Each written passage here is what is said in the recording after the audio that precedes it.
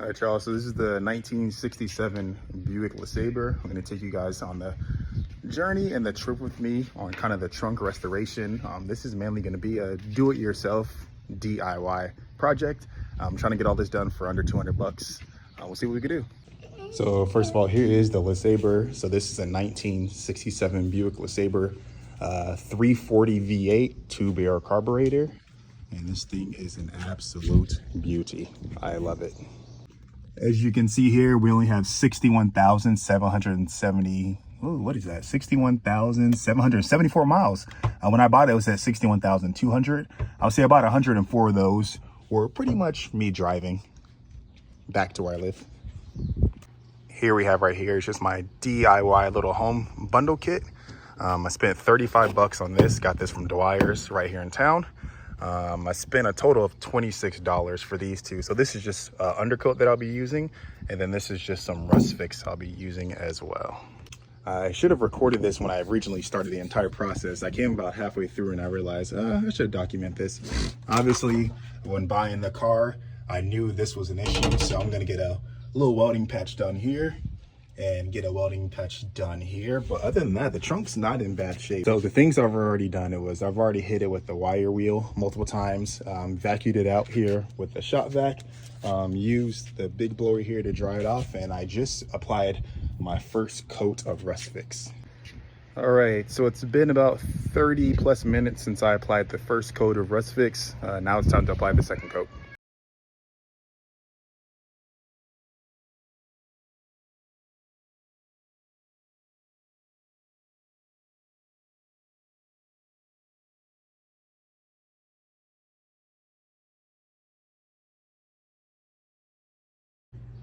All right, so as you can see here, I just applied my second coat of rust fix. So I'm gonna let that sit, but honestly, it's working pretty well. You can start to see some of the black brownish starting to pop up. You can see some of the rust starting to finally go away. Obviously, I gotta work on these two big red spots back here. But other than that, it's coming along really well. Shout out to Duplicolor, shout out to Rust Fix. If you ever have something like this, or just in general, get them. By any means necessary. In about 45 minutes, going on an hour. Had a few tacky spots, nothing crazy, but I wanted to get the fan out here to make it dry faster. It is it's a little overcast, but it is very hot outside. Some of the metal is actually hot to touch, which is good, but just want to make sure before I do the undercoat process that we are good to go. But just gonna let it sit here for a few more minutes and let's get ready for part two. All right, so it is time to hit us with the undercoat. So I'm gonna break this down into about 3 sections using this. I'm just gonna, first one, just gonna spray lightly all over, let it sit for about 10-15 minutes. Then I'll put another coat on, let it sit for about 10 to 15 minutes. And hopefully I have enough with this one can to do a third. So we'll see how that goes.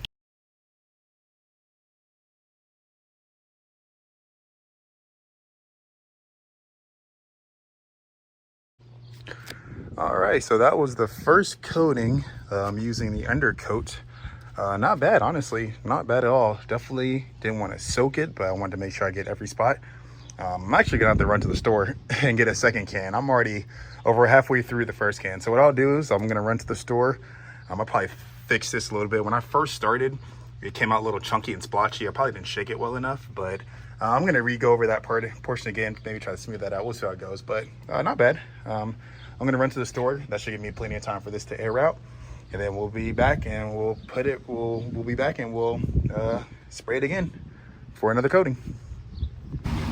All right, so while I go to the store, I actually got the fan propped up right here. It is kind of janky, you can tell, because if you look right here, the fan definitely fell. Yeah, definitely scorchy here. Not bad. When I hit the second portion, I'm really gonna focus on probably up here. I don't know if I'm gonna hit up here. I might hit it, I might not. I mean, there's really no risk. We'll see. Actually, I might buy 2 more cans. But yeah, for that second portion, I'm really just gonna focus on trying to hit this entire thing. I'm definitely gonna buy 2 more cans. I got some good airflow going, plus it's pretty warm outside, so this should definitely give us some more time while I head to the store.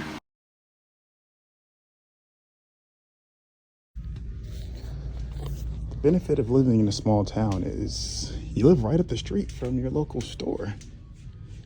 So let's see, right here. Let's get 2 of these because I already went through one and I still got a few more coats to do. So we're gonna get 2 of these bad boys.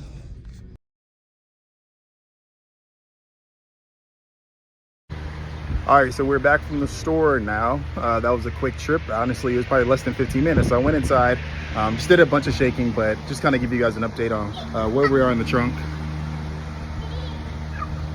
So looks pretty good. I ended up buying 2 more undercoat cans, so I'm gonna probably use both of those. I'm just really gonna try to get the details, try to get in the small prints.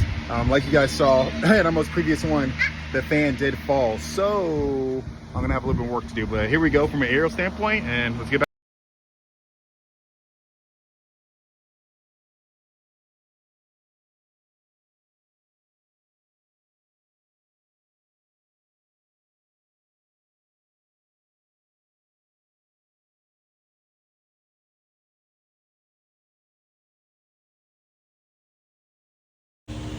All right, y'all, so here's the aftermath after 2 full cans. This is where we are. If you're wondering what this is, these are just little rags I put in here because I just didn't want to spray through there to the ground and whatever is under there too much. So I just sprayed over the rags just to kind of cover them. So this is where we are right now. So this is 2 full cans. I'm probably gonna try to hit back there a little more. There's a little splotchy here.